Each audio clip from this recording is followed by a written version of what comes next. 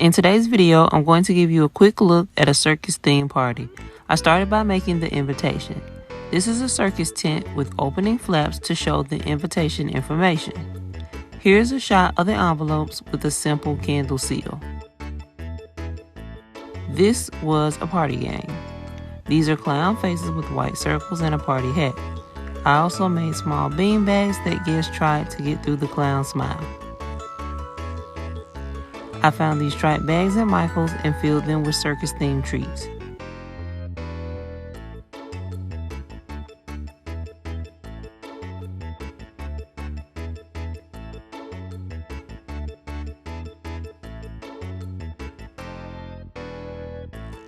These cookies can be purchased at your local bakery. Here are some of the food signs and some of the menu.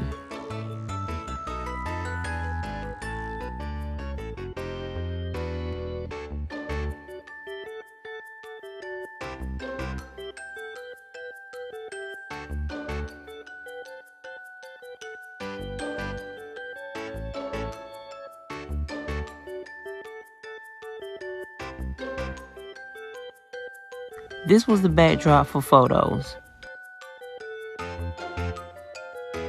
These noses acted as a simple prop for photos. Since most of the kids were small, we had a Little Tikes blow-up bounce house.